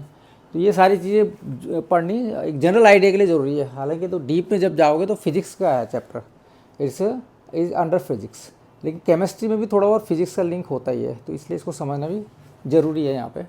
तो ये हल्का हल्का आप समझ लो, आपकी डीप अंडरस्टैंडिंग होगी तो आपको एक अच्छा नॉलेज क्रिएट होगा, ठीक है। कहीं से भी कुछ भी पूछे एग्ज़ाम में तो आप उसको बता सकते हैं, और किसी को समझाना तो वहाँ भी ईजिली इसको समझा सकते हैं। स्टूडेंट्स, मैक्सवेल इक्वेशन में यहाँ पे हमें देखो delta dot B is equal to 0, that mean इसको बोलते हैं डाइवर्जेंस, और मैग्नेटिक फील्ड का क्या है, डॉट प्रोडक्ट है, इज इक्वल टू 0, ये 0 होता है, ठीक है। Divergence is apply to vector field, अभी हमने पहले बताया था वेक्टर फील्ड क्या होता है ना। और ये आपका डाइवर्जेंस क्या होता है, divergence means a small region of space within that field where we see vector field either points into that region और पॉइंट्स आउट। जैसे कि अभी टब में बताया था, या तो इन आउट, इन हो सारा का सारा पानी जा रहा है, या फिर आउट, ये बाहर की तरफ, ये सोर्स हो गया एक तरह से, बाहर की तरफ जो जा रहे हैं ना वेक्टर्स, ये सोर्स हो गए, ठीक है। ये ड्रेन हो गया, या होल, जिस ये नेगेटिव लिया जाता है इसको, ये पॉजिटिव लिया जाता है। और जो बीच में जो सीधे जा रहा है, सीधे स्ट्रेट इन और स्ट्रेट आउट, ये वाला पोर्सन, जो बीच वाला पोर्सन है, ये वाला स्ट्रेट इन और स्ट्रेट आउट वाला पोर्सन, ये वाला, ये 0 होता है, ये वाला, इसको 0 ले जाता है। जैसे यहाँ पे देखो स्ट्रेट इन स्ट्रेट आउट है मैग्नेटिक फील्ड में, तो ये देखने में लग रहा है कि स्ट्रेट इन स्ट्रेट आउट हो रहा है, जैसे ये इसकी तरह लग रहा है, लेकिन ये है नहीं, क्योंकि ये एक्चुअली जब हम पूरा ड्रॉ करेंगे तो फिर अंदर भी जा रहा है इस तरह से ना, इन भी जा रहा है इस तरह से, इन गया ऐसे जा रहा है, और सारी चीज़ ऐसे, इसमें भी ये भी इन जा रहा है, और फिर ये बाहर निकल रहा है, ऐसे करके लूप बना रहा है ना पूरा। तो स्ट्रेट इन स्ट्रेट आउट मतलब इसकी तरह नहीं है, तो यहाँ पे लग रहा है देखने में। तो इसलिए अब वेक्टर मैग्नेटिक फील्ड में क्या होता है, जब हम मैग्नेटिक फील्ड लेते हैं तो एक ही कंडीशन होती है, एक ही पॉसिबिलिटी होती है, divergence dot B, divergence of magnetic field is equal to 0, यही वाली होती है, यही पॉसिबिलिटी होती है, क्लियर। तो डाइवर्जेंस, और बाकी जो पॉसिबिलिटीज़ होती है वो ग्रेटर देन 0 और ग्रेटर देन या less than is equal to 0, ये वाली, ये पॉसिबिलिटीज़ नहीं होता है, लेस देन 0, ये वाली नहीं हो पाएगी इसमें, ये दोनों पॉसिबिलिटीज़ नहीं हो पाती। और इलेक्ट्रिक फील्ड में ये भी हो सकती है, यानी divergence dot electric field is greater than 0, यानी ये वाला बाहर की तरफ सोर्स भी हो सकता है, और आपका इनवर्ड की तरफ भी हो सकता है, लेस देन 0 भी हो सकता है, ठीक है। Divergence dot electric field delta dot vector delta है ना, dot E is less than 0, ये भी हो सकता है। तो जिसमें कि ये वाली जो ड्रेन हो रहा है वाला, ठीक है, इसमें लेस देन 0 लेंगे नेगेटिव, ये वाला। और ये आपका जो सोर्स है जिसमें आउटवर्ड्स की तरफ फ्लो हो रहा है, तो आउटवर्ड्स वाला ग्रेटर देन जीरो लिया, बीच में जो इन ना इन हो रहा है ना आउट हो रहा है, तो यह जीरो, ना इन है और ना आउट है, ठीक है, स्ट्रेट इन स्ट्रेट आउट। इसके लिए यहाँ पे मैग्नेटिक फील्ड और इसमें ये अंतर है बस, क्लियर। बाकी और तो सब ठीक ही था, यही था। तो ये इस वाले को लेते हैं जो बीच वाला होता है, delta dot B is equal to zero, ये जो लिया हुआ मैग्नेटिक फील्ड ले लिया ना ये वाला, divergence of V is zero, ठीक है। जो v क्या मान है, v2 जो यहाँ पे वेलोसिटी होगी जो भी होगा ज़ीरो मान लिया इसको, is equal to zero, clear. और ये वाला आपका लेस देन ज़ीरो है, ये आपका क्या है ग्रेटर देन ज़ीरो, ये वाला आ रहा है टैप से लेके यहाँ पे, ये पॉजिटिव ग्रेटर देन ज़ीरो है। इस तरह से इसमें ले जाता है, ठीक है। तो इसमें possibility magnetic field can have delta dot is equal to zero, मतलब ये स्ट्रेट इन स्ट्रेट आउट, तो यहाँ पे आएगा ये वाली पॉसिबिलिटी होगी फिर मैग्नेटिक फील्ड के लिए, ये लिखा हुआ कैन हैव, बाकी वाली नहीं, क्योंकि ये तो फिर घूम रहा है ना, क्योंकि डायरेक्ट अगर सारा का सारा तो इन है ही नहीं, क्योंकि फिर घूम के भी आ रहा है, ऐसे करके आ रहा है। ये देखो, या तो सारा ड्रेन हो जाता है इसमें, मैग्नेटिक लाइन सारी की सारी ड्रेन हो जाती है, चली जाती, और फिर घूम के वापस ना आती, इसमें वापस आ रही है। तो ये कंडीशन इसके लिए मैग्नेटिक फील्ड के लिए पॉसिबल नहीं है।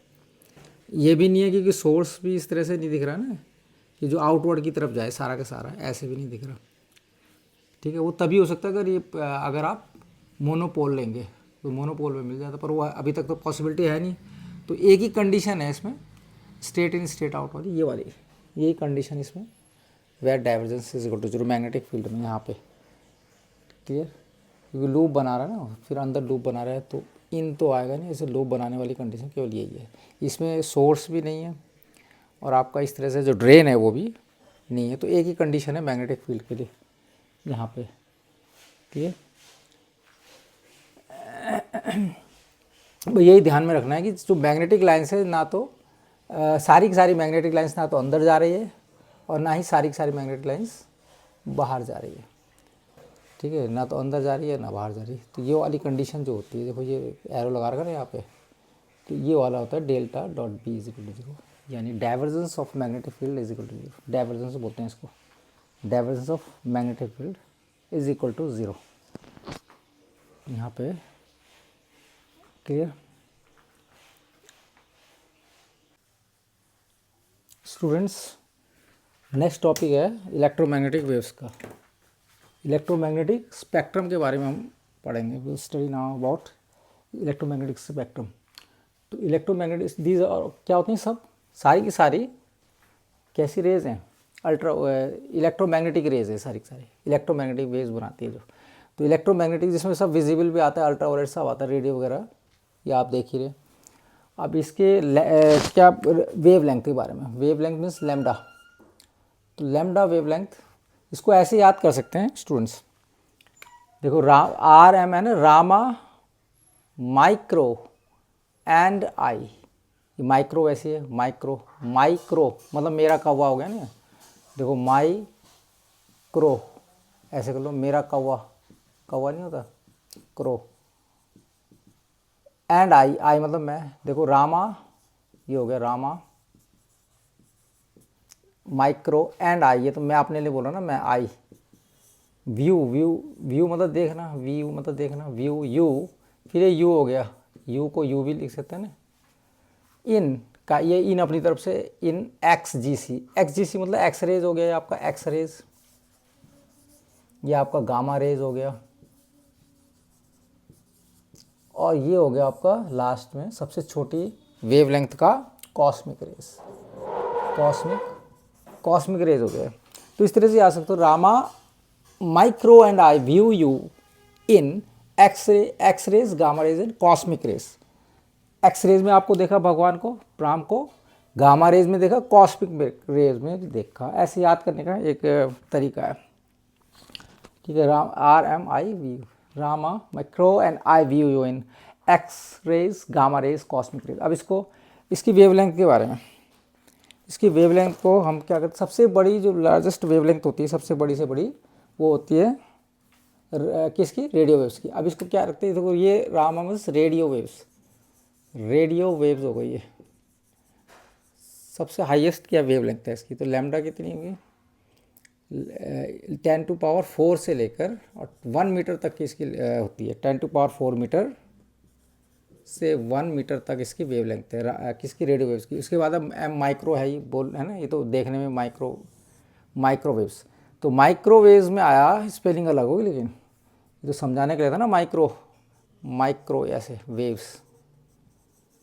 तो माइक्रोवेव्स को में क्या होगा आपका, इससे आगे बढ़ेगी, मतलब अब जो है आपका कौन सा ऑर्डर है, डिसेंडिंग ऑर्डर में होगा ये, वेवलेंथ के डिसेंडिंग ऑर्डर चलता रहेगा। अभी तो हाईएस्ट है, फिर अब देखो 1 मीटर से लेके और कहाँ चलेगा, और डाउन की तरफ आएगा, 1 मीटर से लेके 10⁻⁻2 मीटर तक आएगा। 10⁻⁻2 मीटर इसकी वेवलेंथ होगी किसकी, माइक्रोवेव्स की। अब आया इंफ्रारेड, कौन सी रेड, इंफ्रारेड वेव्स की जो और डाउन होगी, है ना।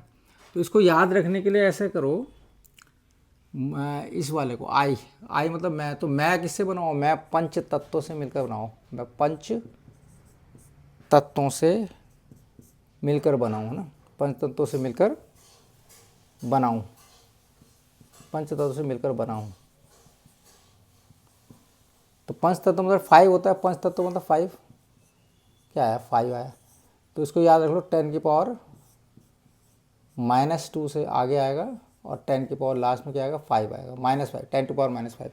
तो याद रखने का तरीका है 10⁻⁻5 मीटर, मैं पंच तत्वों से मिलकर बनाऊँ 5।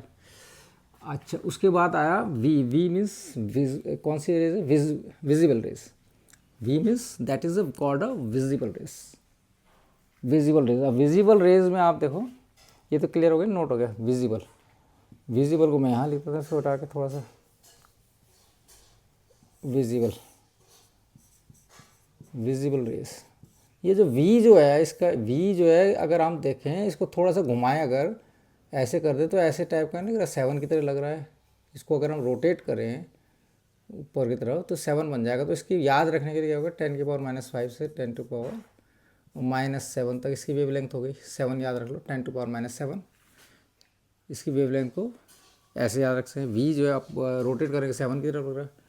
अब यहाँ पे यू के लिए, अब यू को याद, यू क्या है, अल्ट्रा वायलेट रेस, है ना। ये तो विजिबल रेस थी, विजिबल रेस, ये अल्ट्रा वायलेट रेस है, अल्ट्रा वायलेट रेस। इसको याद रखने के लिए यू आ गया ना, यू मतलब तुम। तो ये बोल रहा है कि मैं पंच, ये दोनों में लड़ाई हो गई, बोथ स्टार्टेड क्वारलिंग किस में, इसने कहा मैं पंच तत्वों से मिलकर बनाऊँ, ठीक है। तो ये लड़ रहे थे, इसने कहा तू भी तो पंच तत्व, तू कौन सा 8 तत्वों से मिलकर बना हुआ है, तुम कौन। उसने कहा मैं तो बनाऊँ, मैं 8 तत्वों से तेरे से ऊपर हूँ, इसने बोला मैं 8 तत्वों से मिलकर बनाऊँ, है ना, 8 एलिमेंट से मिलकर 8 तत्वों से मिलकर बनाऊँ, इसने बोला। तो 10⁻⁻8 ऐसे याद रख सकते हैं इसको, 10⁻⁻8 हो गया। ये कहाँ तक जाएगा, इसने कहा मैं तेरे से भी, अब उसकी लड़ाई थी ना वर्चस्व की, कि मैं तुझसे भी छोटा हो सकता हूँ, मैं तो इतना ही छोटा हुआ 5 तत्व बने। 10⁻⁻5, इसने कहा मैं 10⁻�8 तक भी आकार मेरा इतना छोटा मैं ले सकता हूँ, वर्चस्व की लड़ाई है। तो कहाँ तक हुआ, 10⁻⁻7 से आगे चल गया 10⁻�8, ऐसे चलता रहेगा, आगे बढ़ता रहेगा। तो इसने कहा कि तू कौन सा, इसने जब लड़ाई हुई तो इसने बोला, विजिबल रेज ने बोला अल्ट्रा वायलेट को कि तू कौन सा 8 तत्वों से मिलकर बना। उसने कहा हाँ, इसने कहा मैं तो बनाऊँ 8 तत्वों से। तो ये हो गया 10, ये याद रखने के लिए 10⁻⁻8। हाँ, मैं 10⁻⁻8 मेरी वेवलेंथ इतने तक जाती है, मैं छोटा आकार, तेरे से भी छोटा मैं बन सकता हूँ। यहाँ छोटे बनने का कंपटीशन है एक तरह से देखा, सबसे छोटे से छोटा कौन बनेगा। तो इसके बाद आया आपका कौन सी रेज आती है, एक्स रेज तो बोलता है कि मैं तो खुद ही जो है, एक्स रेज क्या होता है, अरे मैं तो खुद ही जो है, मेरा तो प्रूफ है, मैं तो तुमसे सबसे छोटा हूँ। मैं एक्स रेज क्या बोलता है कि मैं तुम सबसे छोटे से छोटा बन सकते हो, क्योंकि मेरा तो प्रूफ है, मैं तो रोमन 10 हूँ, देखो रोमन 10। तो इसकी जो वेवलेंथ जाएगी 10⁻⁻8 से और 10⁻⁻10 तक इसकी वेवलेंथ जाए। उसने बोल दिया तो मैं तो तुमसे भी तुम सबसे छोटा तो मैं बन सकता हूँ, तुम सबसे आगे तो मैं हूँ, मैं जीत गया कंपटीशन में। लेकिन अब उसका भी गुरु था गामा रेज ने क्या कहा, अब गामा रेज आ गया ना, गामा रेज। तो गामा रेज ने क्या बोला कि मैं जो हूँ, मैं तो तुम क्या हो, तो मैं भी हूँ, मैं तो गामा पहलवान ही ठहरा। मैं क्या हूँ, मैं तो गामा पहलवान हूँ। जब पहलवान है तो वो तो सबको पटक देगा, है ना। तो उसने कहा मैं जो, तो उसने अपने अंक अपने आप ही डाल दिया, इतना वर्चस्व था उसका कि उसने बोला भाई 10 की पावर तुम कितने जा जाते, तुम कितना है, 10 की पावर 10 तक आए। तो मैं 10 की पावर जो है 10 से मैं और छोटा बन सकता हूँ, 10 की पावर -12 दो और अपने दो और छोटा आकार कर दिया, 10 की पावर -2 को ऐड करके उसने अपने अंक और बढ़ा दिए। क्लियर?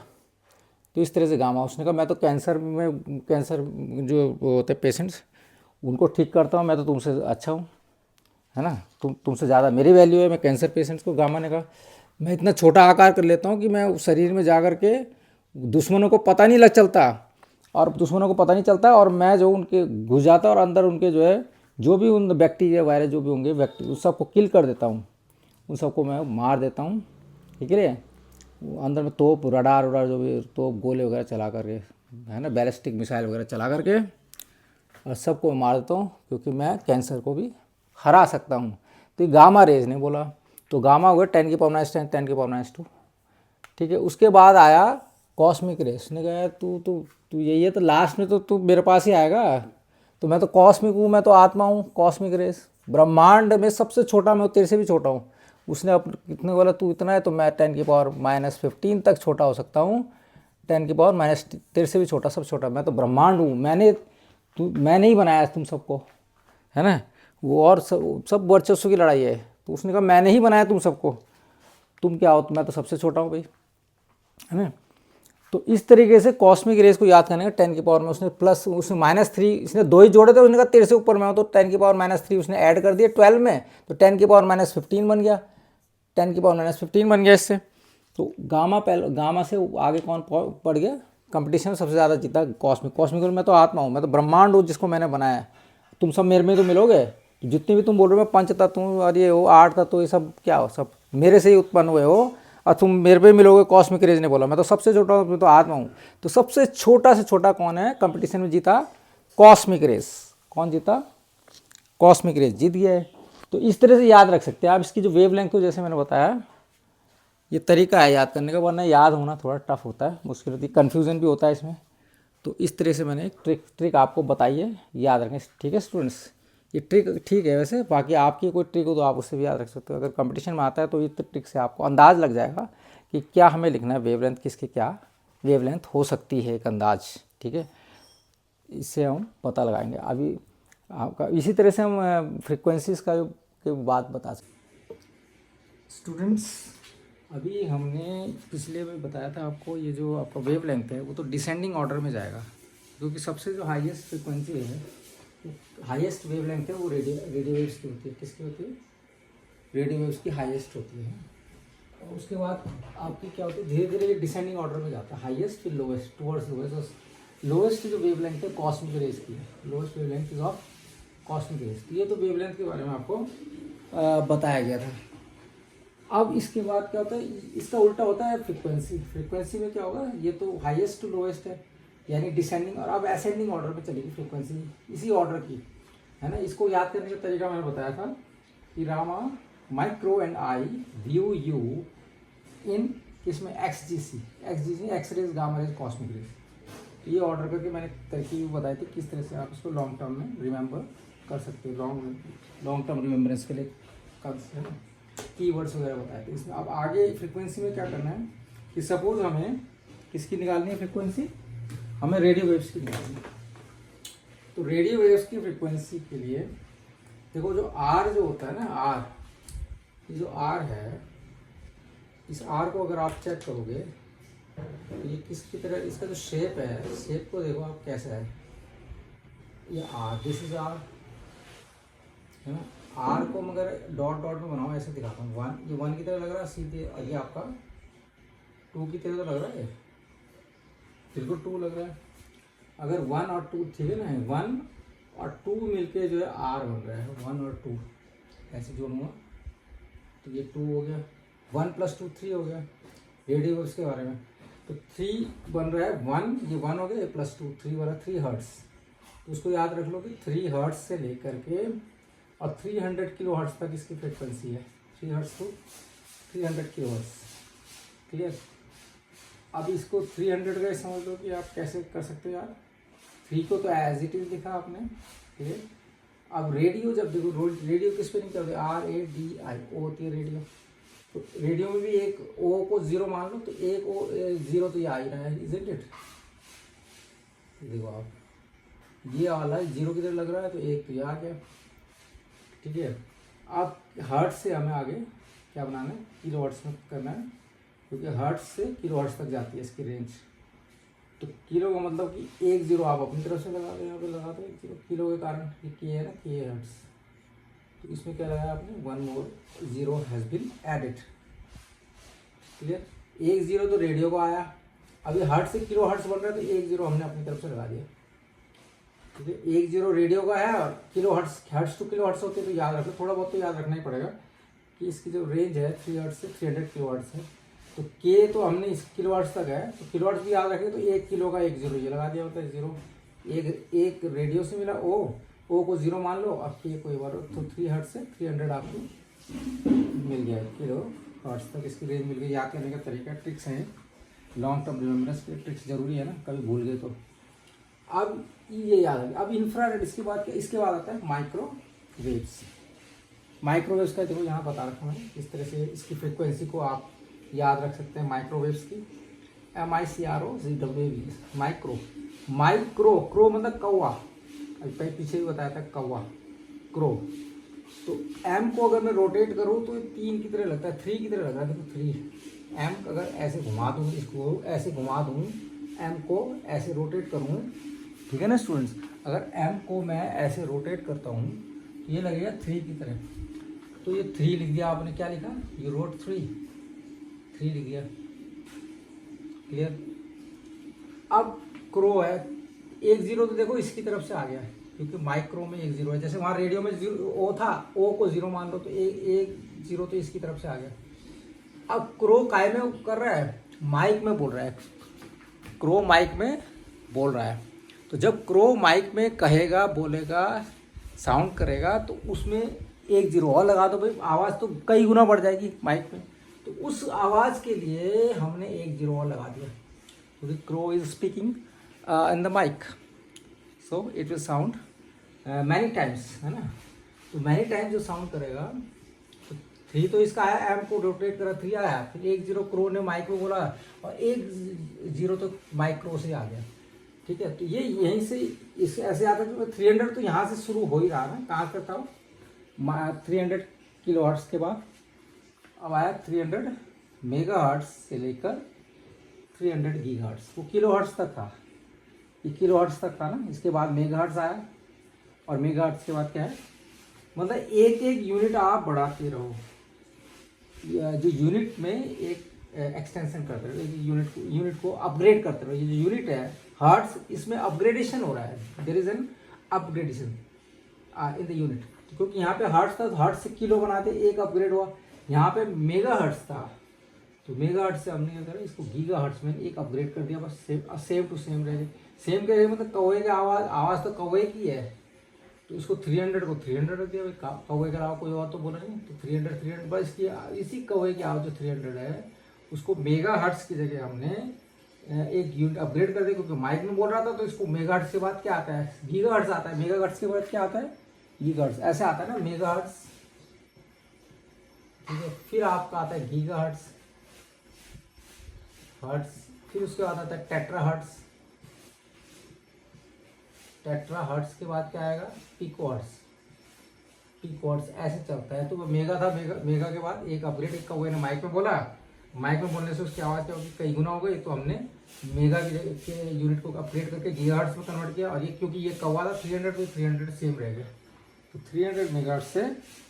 और आपका इसको ऐसे याद कर सकते हैं माइक्रोवेव्स का, क्लियर, इस तरह से, ठीक है। अब ऐसे भी रह सकते हो कि सी जो है थर्ड वर्ड है, कि थर्ड तो 3 तो आ गया, ऐसे भी कर सकते हो, सी इज द थर्ड वर्ड, तो ABC, सी कितना है, सी इज द थर्ड वर्ड, तो 3 तो ये आ गया ऑलरेडी, 3 आ गया।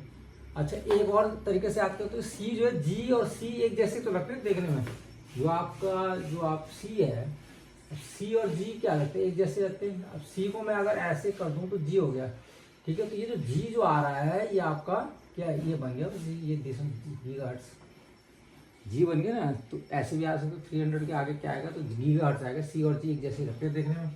तो 300 मेगाहर्ट्ज से 300 आपका क्या बना, इसकी जो रेंज बन गई है वो गीगा हर्ट्ज तक आपकी इसकी चली गई है ना, 300 से। इस तरह से भी हम याद कर सकते हैं 300 से कितना कि गीगा हर्ट्ज तक। ऐसे याद रख सकते हैं इसको अगर देखा जाए तो। है ना, कई तरीके हैं इसके। 300 से यहाँ पे क्या था, 300 से 300 किलोहर्ट्ज़ तक था ना, और यहाँ पे क्या आएगा 300 से 300 गीगाहर्ट्ज़। तो स्टूडेंट्स ये जो है ना, इसमें करेक्शन कर रहे हैं, ये किलो तो बहुत छोटा होता है इनके लिए, किलो में कुछ काम नहीं होता। ये गीगाहर्ट्ज़ में कायम है, this one is in gigahertz. Kilo तो इनके लिए बहुत ही छोटी चीज़ है, गीगाहर्ट्ज़ है, this is in gigahertz. Clear. तो 3 हर्ट्ज से लेकर 300 गीगाहर्ट्ज़ तक है इसकी फ्रिक्वेंसी रेडियो हर्ट्ज़ की। किलो कुछ भी नहीं है, गीगा में चल रहा है, क्योंकि 1 गीगाहर्ट्ज़ को 10 की पावर 9 हर्ट्ज़। 1 गीगाहर्ट्ज़ अगर हम देखें तो 1 गीगाहर्ट्ज़ जो है is equal to gigahertz is equal to 10 की पावर 9 हर्ट्ज़ होता है। ठीक है, 10 की power 9 hertz, 1 gigahertz is equal to 10 की पावर 9। याद कैसे रखना है, जी देखो, जी आपका कैसे है, 9 की तरह नहीं लग रहा देखने में, ऐसे लगता है 9, ये 9 तो 9 आ गए गीगाहर्ट्ज़। जी जो है वो 9 की तरह लगता है देखने में, isn't it? तो ऐसे याद कर लो गीगाहर्ट्ज़। तो फ्रीक्वेंसी रेंज बता दी मैंने, 3 हर्ट्ज़ से लेकर 300 गीगाहर्ट्ज़ तक की। माइक्रोवेव्स की क्या आएगी, माइक्रो इसके आपस में अंदर घुसे रहते हैं, ऐसे नहीं कि कोई फिक्स हो। फ्रीक्वेंसी का कोई फिक्स रूल नहीं है यहाँ पे, है ना। इसमें क्या होता है, एक दूसरे के अंदर भी जाते हैं ना, ये देखो तभी तो 300 मेगाहर्ट्ज़ से शुरू हो गया और 300 गीगाहर्ट्ज़ तक ये आपस में मिले हुए। 300 मेगाहर्ट्ज़ से 300 गीगाहर्ट्ज़ तक शुरू होगा माइक्रोवेव्स का। तो ऐसे इसमें कोई फिक्स रूल तो है नहीं कि भाई इससे आगे शुरू होगा, ऐसे कुछ नहीं है इसमें ये ध्यान में रखना है। तो माइक्रोवेव्स कहाँ से हुआ, 300 मेगाहर्ट्ज़ से लेकर और 300 गीगाहर्ट्ज़ तक शुरू स्टार्ट हो गया, मतलब खत्म हुआ, ये स्टार्टिंग है, एंड पॉइंट हो गया माइक्रोवेव्स का। ये थोड़ा ध्यान रखें। यहाँ पे ध्यान के लिए कि एम से मेगाहर्ट्ज़ से एम है ना, माइक्रो एम से एम आ गया बस, और एक अपग्रेड तो हमें करना ही है इससे। तो मेगाहर्ट्ज़ से थोड़ा हम ऊपर चले गए अपग्रेडेशन में, तो ये आगे गीगाहर्ट्ज़, सी जी की तरह लगता है तो गीगाहर्ट्ज़ हो गया, है ना। 1 गीगाहर्ट्ज़ बताते हैं 10 की पावर 9 हर्ट्ज़ है, 1 गीगाहर्ट्ज़ इक्वल टू 10 की पावर 9 हर्ट्ज़। और अगर हम माइक्रोवेव इसको कन्वर्ट करें इसको मेगाहर्ट्ज़ को, तो मेगाहर्ट्ज़ में भी जो है इस तरह से देख सकते हो आप कि मेगाहर्ट्ज़ को 1 मेगाहर्ट्ज़ हम एम डी देते हैं। 1 megahertz is equal to how many hertz, 1 megahertz को 10 की पावर यहाँ 6 कर दो, 10 की पावर 6 हर्ट्ज़, 10 की power 6 hertz. 1 megahertz is equal to 10 की पावर 6 हर्ट्ज़। ये याद ऐसे रखो उसको याद, क्लियर। यानी 10 की पावर 6 में तो 1 मिलियन हो गया, दिस इज 1 मिलियन, तो 1 million hertz, 1 megahertz is equal to 1 million megahertz और 1 मिलियन। देखो एम आ रहा है, एम से मेगा और एम से मिलियन भी हो रहा है, तो एम याद रख लो। वैसे तो 10 की पावर 6 होता है, वैसे माइक्रो में भी नहीं होता, 10 6 ही चलता है उसमें, वो -6 में चलता है माइक्रो। ये मेगा है, इसमें भी 6 चल रहा है, माइक्रो मेगा की तरह ही है। जब हम माइक्रो में बात करते हैं तो 10 की पावर कितना 6 -6 मीटर में चलते हैं ना वो, 1 माइक्रोमीटर जो है इज इक्वल टू 10 की पावर -6 मीटर, ऐसे होता नहीं होता। तो यहाँ भी मेल खा रहा है वो 10 की पावर -6 मीटर। तो ये एम है, माइक्रो एम आ रहा है, इसमें भी एम आ रहा है 10 की पावर, मतलब ऐसे याद रख सकते हैं, याद करने का तरीका बताया मैंने। तो ये आपका माइक्रो वेव्स बताते हैं 300 मेगाहर्ट्ज़ से लेकर 300, और एक अपग्रेड कर देना इस यूनिट में, हर एक में अपग्रेड कर देना। इसमें भी करा हर्ट्ज़ से गीगाहर्ट्ज़, इसमें मेगा से और आपका गीगाहर्ट्ज़, ऐसे इसको यूनिट को अपग्रेड कर दिया मैंने, क्योंकि यहाँ पे रेंज ज़्यादा बड़ी होती है ना, तो उसी सेम उस रेंज में नहीं आता, ये बड़ी बड़ी रेंज होती है, उसमें आपका ये बढ़ता है। तो एक यूनिट अपग्रेड कर दिया, ठीक है। सब समझा दिया। माइक में क्रो की आवाज़ डबल कई गुना हो जाएगी, डबल या कई गुना होती है, तो 1 0 हमने ऐड कर दिया था इस चक्कर में। अच्छा क्रो, ठीक है, 1 0 ऐसे ऐड किया तो सब समझा दिया ना। और 1 0 आपका अपग्रेडेशन का, क्योंकि मेगा है, 1 0 इसके कारण है, क्लियर। एक तो क्रो की आवाज़ और एक आपका जिसके कारण आ गया, एक तो खुद की आवाज़ भी है ना क्रो की, एक कुछ गुना तो होगी और कुछ ही आपका एम को रोटेट 3 आता है, ये सब बता दिया। तो अब आपका माइक्रोवेव भी हो गया कंप्लीट। अब है इंफ्रारेड। इंफ्रारेड को समझने के लिए देखो, इंफ्रारेड कहाँ की, फिर आई, इसमें देखो इंफ्रा और रेड दो पॉइंट से हमने लेना है। इंफ्रा और रेड, आई 1 की तरह लगता है और आर जेड अभी बताया 2 की तरह लगता है, ठीक है। आई 1 + 2 की तरह लगता है ना, ये हो गया 1 ऐसे और ये आर ऐसे बन रहा है 1 + 2, तो 3 और 1 4 हो गया। तो 400 से स्टार्ट होगा। 100 से तो सारे स्टार्ट हो रहे हैं, है ना, मतलब 0 0 तो लग ही रहा ना हर एक में। तो 4 ध्यान रखना है कि 4 लग गया, 2 0 तो लगाने हैं। तो लास्ट एंड 400 टेट्राहर्ट्ज। अब अपग्रेड करना है इसका यूनिट का। तो गीगाहर्ट्ज क्या चल रहा था, गीगाहर्ट्ज तो चल ही रहा था, तो गीगाहर्ट्ज से स्टार्ट, अब इसमें है देखो गीगाहर्ट्ज से स्टार्ट हो जाता है, क्लियर। 300 से थोड़ा सा आगे बढ़ गया, 400 तो टेट्राहर्ट्ज तक हो गया। कहाँ तक हो गया, टेट्राहर्ट्ज तक। तो 1 टेट्राहर्ट्ज टी फॉर 12 आ रहा ना, 1 टेट्राहर्ट्ज, इसमें टी लगा दो, 1 टेट्राहर्ट्ज टी अगर हम लगाते हैं इसमें, तो 1 tetrahertz is equal to how many है, टी फॉर 12 हो रहा, तो 12 10 की पावर 12 10 की पावर 12 वर्ड्स, टी फॉर 12, बस इसमें मिलियन था, इसमें आपका क्या होगा, tetrahertz is equal to how many hertz, T for 12 भी हो रहा है, टी फॉर 12। तो ऐसे आप रख सकते हो, टेट्राहर्ट्ज तक पहुंच गई इसकी आपकी रेंज 300 की इंफ्रारेड की। तो एक एक अपग्रेड करते रहना है बस। गीगा है, गीगा के बाद क्या आता है, टेट्रा आता है। देखो गीगा के बाद क्या आ रहा है, टेट्रा, मेगा, गीगा, गीगा के बाद टेट्रा आ रहा है, टेट्रा के बाद पिकोहर्ट्ज आएगा। तो इस तरह से अपग्रेड करते रहो इसमें। इंफ्रारेड के बाद क्या आएगा, देखो यहाँ ऐसे चल रहा है ना, रेडियो, माइक्रोवेव्स, तो इंफ्रारेड फिर विजिबल, विजिबल 10 की पावर, वो तो मीटर में था -7 मीटर। अब ये बाकी आपका आगे कितना हर्ट्ज होगा, इसको भी मिटा के करवाते हैं स्टूडेंट्स। तो इसमें ये था, मैं छूट गया था ना, इसमें क्या है कि आपका frequency of the visible raise है, उसके बारे में क्या है, 400 टेट्राहर्ट्ज से 790 टेट्राहर्ट्ज, ऐसे याद रखने से।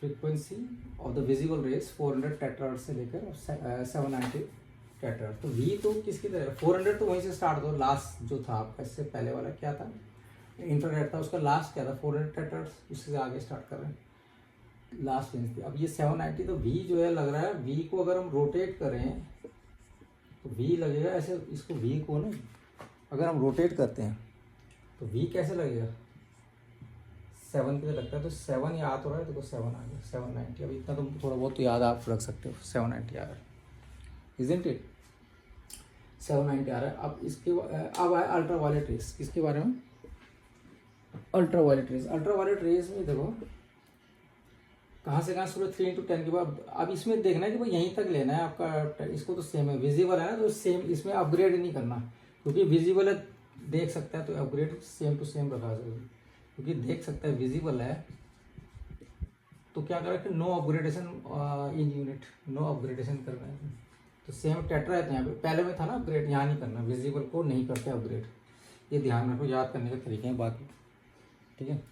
अब इसमें अल्ट्रा वायलेट रेस की जो फ्रीक्वेंसी हो गया 3 × 10⁻16 हर्ट्ज से लेकर और 8 × 10⁻14 हर्ट्ज तक है। 3 × 10⁻16 से लेकर के अल्ट्रा वायलेट आया ना, इसके बाद फिर एक्स आएगा, 10 × 10⁻14 था, ठीक है।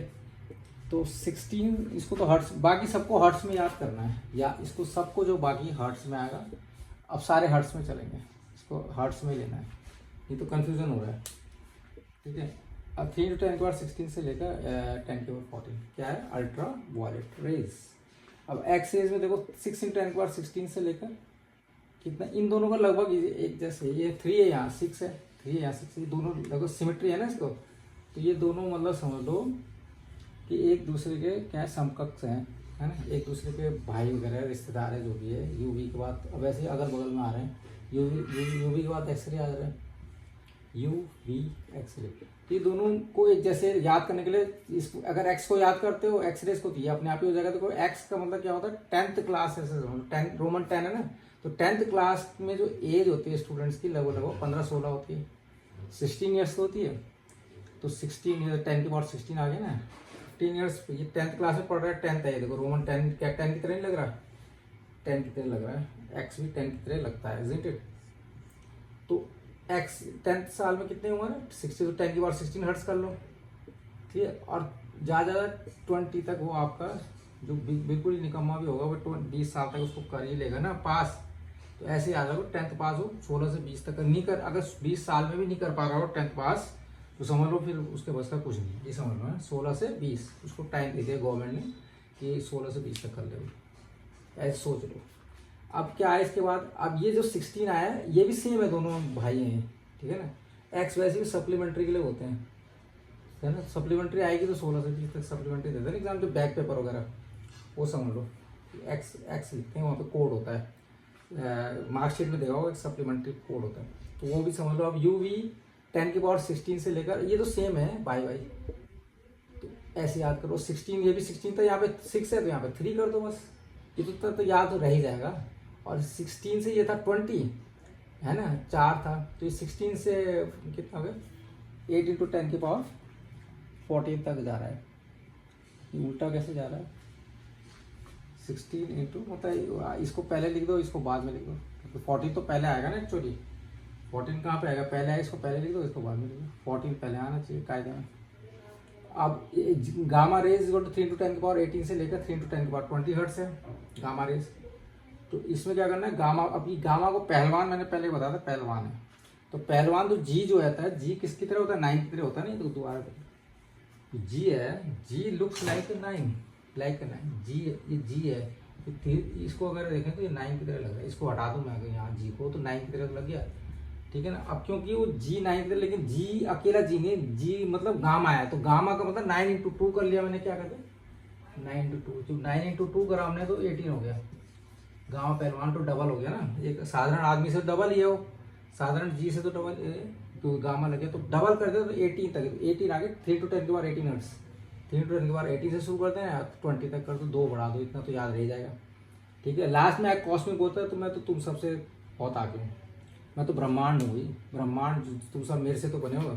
कॉस्मिक बोलता है, तो कॉस्मिक बोलता है तुम तो 20 तक जा रहे हो, तो तुमसे तो 3 कदम मैं आगे चलता हूँ, 3 कदम मतलब 3, 20 + 3 23 कर दो। और मेरा तो कोई निराकार है, मेरा तो कोई आकार ही नहीं है कॉस्मिक रेज का, एंड मोर मतलब जब तक चाहे, मैं तो समुद्र हूँ, पूरा निराकार है, तो इसका तो कोई रेंज बना ही नहीं। 10⁻23 हाइट से लेकर कॉस्मिक का, और अनंत तक है, होता है ना, स्पेस में अनंत है, स्पेस वैसे ही बढ़ रहा है according to big bang theory, तो अनंत हो गया। तो ये हम ये सब याद रख सकते, याद करने के तरीके हैं इसमें, क्लियर है नॉट स्टूडेंट्स। तो स्टूडेंट्स इसमें जरूर ध्यान दो, इसमें कर लो आप 14, पहले 14 आना चाहिए ना एक्चुअली, तो इसमें 14 आएगा, 14 से, और इसको कर लो आप 16 तक, ठीक है, 14 से 16, और इस वाले में ये आ जाएगा, आप 16 से तो स्टार्ट हो ही रहा, ये क्लियर आ रहा, 16 से 20 है, तो बाकी तो ठीक ही आ रहा है, 79 to 20, फिर ये 18 हर्ट्ज से ये तो अंदर तक आएगा, उससे कोई फर्क नहीं पड़ता, 16 से 20, बाकी सब ठीक है, ऑल इज ओके ना। तो इस तरह से स्टूडेंट्स इसको आप याद रख सकते हो ना, याद करने के तरीके हैं, इसको याद बार बार रिवाइज करोगे तो वैसे भी हो जाएगा, लेकिन स्टार्टिंग में थोड़ा दिक्कत आती है, आगे तो आप जब इसको बार बार याद करोगे तो हो जाएगा, बार बार प्रैक्टिस करोगे तो हो जाएगा इसमें, ठीक है स्टूडेंट्स। रेडियो वेव्स चल रहा है आपका इलेक्ट्रोमैग्नेटिक स्पेक्ट्रम में, इसके प्रोडक्शन एंड यूजेस हैं, प्रोडक्शन एंड यूजेस। तो इसमें रेडियो वेव्स में क्या होता है, किस तरह से इसको प्रोड्यूस किया जाता है देखेंगे, बाय रैपिड एक्सेलरेशन और डी एक्सेलरेशन ऑफ इलेक्ट्रॉन्स और चार्ज पार्टिकल्स से इसको क्या किया जाता है, प्रोड्यूस किया जाता है बाय रेडियो वेव्स को। How radio waves are produce by rapid acceleration और डी एक्सेलरेशन ऑफ इलेक्ट्रॉन्स और चार्ज पार्टिकल्स, क्लियर। अब कहाँ इसको यूज़ करते हैं, use in TV, high speed data services, radar etcetera. ये रेडियो वेव्स के बारे में, इसकी जो रेंज है इस रेडियो वेव्स में ये काफ़ी चीज़ें आती है, जैसे इसमें लो फ्रिक्वेंसी भी आएगी, है, medium frequency, high frequency, very high frequency, ultra high frequency और सुपर हाई फ्रिक्वेंसी, सब इसी रेडियो वेव्स में आती है, सुपर हाई फ्रिक्वेंसी तक इसी में आता है, क्लियर। इसको जो रेडियो जो सुपर हाई फ्रिक्वेंसी को क्या बोलते हैं, सेंटीमीटर बैंड भी बोलते हैं। क्यों बोलते हैं इसको सेंटीमीटर बैंड, क्योंकि 1 to 10 इसका सेंटीमीटर, इसका जो वेव लेंथ है lambda, that is 1 to 10 centimetre होता है, तो सेंटीमीटर बैंड भी बोलते हैं, ठीक है। ये आपका रेंज होता है, इसमें आपका यूज़ बताई दिया मैंने, TV, high speed data service, radar etcetera में इसको यूज़ किया जाता है, ठीक है। अब रेडियो वेव्स में और क्या क्या होता है, जैसे हम SMS रिसीव कर रहे हैं अपने मोबाइल में, या फिर हम वीडियो कॉल कर रहे हैं, या फिर हम और भी बहुत सारी चीज़ें करते हैं, रेडियो सुनते हैं, सब इसी में आता है रेडियो वेव्स, ठीक है। कॉल सब रिसीव सब कुछ इसी में होता है। Transmit and receive due to radio waves होता है। रेडियो वेव्स ना होती तो ये जो हमारा जो कम्युनिकेशन जो नेटवर्क है वो कामयाब नहीं हो पाता। तो सबसे पहले इसको खोजा किसने खोजा था? हर्ट्स ने इसको सबसे पहले एक्सपेरिमेंट इसको प्रोड्यूस भी किया और इसको ट्रांसमिट भी किया था। ठीक है, तो फ़ोन में क्या होता है, जैसे हम करते हैं यहाँ से, तो इसमें फ़ोन के अंदर होता है रेडियो फ्रिक्वेंसी प्रोसेसर लगा होता है फ़ोन के अंदर, जो इसे जो है इसके अंदर फिर दो मॉड्यूल्स होते हैं, एक तो ट्रांसमीटर होता है और एक आपका क्या होता है, रिसीवर होता है। दो मॉड्यूल्स होते हैं इसके अंदर, transmitter and receiver, radio frequency processor होता है ना। ठीक है, और साथ में माइक लगा रहता है आगे की तरफ। तो माइक जो जब हम बोलते हैं तो साउंड वेव्स जो है वो इलेक्ट्रिकल सिग्नल में कन्वर्ट हो जाती है, कन्वर्ट करके, और ये विद कहाँ जाती है, स्पीड ऑफ लाइट के साथ ये ट्रैवल करती है ना। इलेक्ट्रिकल सिग्नल जो है वो आपका किस में कैसे मूव करती है, रेडियो फ्रिक्वेंसी मॉड्यूलेटर के द्वारा ये ट्रांसमिशन इसमें ट्रांसमिट होती है और आपका रिसीव करती है एट द अदर एंड। ठीक है, तो ये हेनरिच हर्ट्ज थे, इन्होंने 1887 में इन्होंने हेनरिच हर्ट्ज ने इसको ट्रांसमिट करा, प्रोड्यूस भी किया।